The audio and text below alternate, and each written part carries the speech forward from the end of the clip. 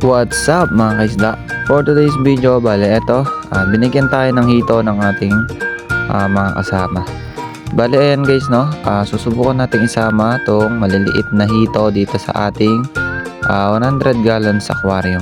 Ayan. Bale nilalagay natin sila dito, titingnan natin kung kakainin ng arwana natin or kung lalaki sila. Bale ayan,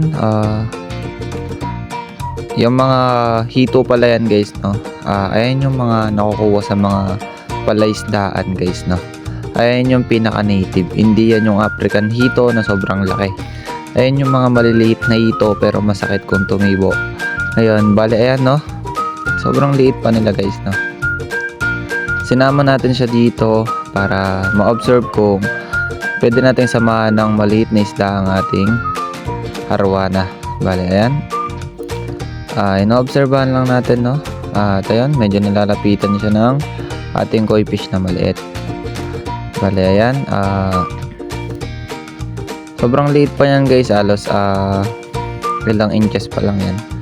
Yan, medyo nilalapitan siya ni arwana dito pero hindi naman siya kinakain guys no.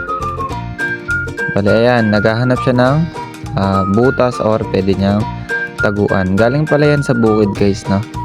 Binigay ng mga bata sa atin. Ayan, titingnan natin kung kakainin ng arwana or pwede natin siyang i-community. Bale ayan, tamang observe lang tayo dito sa maliit na hito. Ayan. Bale ayan, ang laki na ng arwana natin guys no. Bale kung makikita niyo yan sa personal, lumaki na talaga siya. At ayun,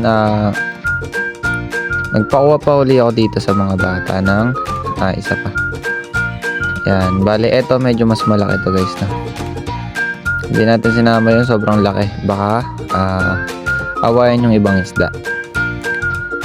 Ayan, medyo ayun, pinakain pala natin dito guys yung isa, yung mas malaki kasi hindi pa kumakain yung arwana natin. Kaso ayun, nakawala at hindi na hinahabol ni arwana.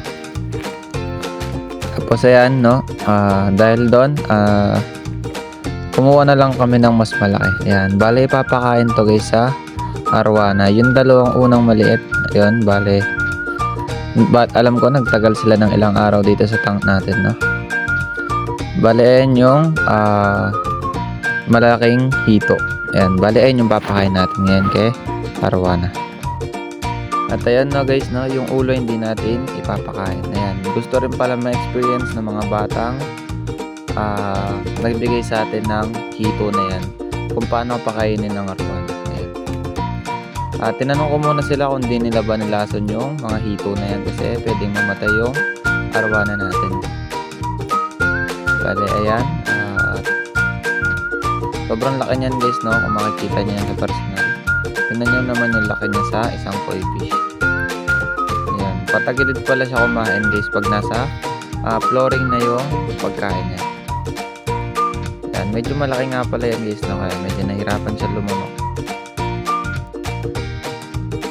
Ayan, siguro nasa ano na yan, 2 feet yung laki ng arwana natin. At ayan, ayun nga pala no, yung koi fish pala natin guys no, natuto na rin kumain ng karne. Kahit na herbivore siya or yung kumakain din siya ng mga dahon-dahon. Kung makikita nyo ganun kumain yung arwana guys, patagil siya. At ayan, medyo malalaki yung mga hiwa natin na binigay para masanay siyang kumakain ng malalaking tipak ng isda. At ayun, ay makikita nyo dyan guys no, gusto rin kumain ng ating koi fish dahil nakakasama niya yung mga carnivorous. Ayan, buti naman hindi naman siya ganong inaaway ng mga monster fish natin. Pero yun, hindi naman ganong advisable yan guys no, kaya huwag nyo gagayain. At ayan, matagal na pala magkasama yan yung arwana at yung koi fish, almost ilang months na. At meron din yung kasamang flower horn guys. Yan, bale nagtatry dito tayo na mag-community. Ayan guys, sa susunod pala na video tuturuan ko kayo kung paano mag-community guys. Ayan, medyo malaki yung tipak na yun guys, no?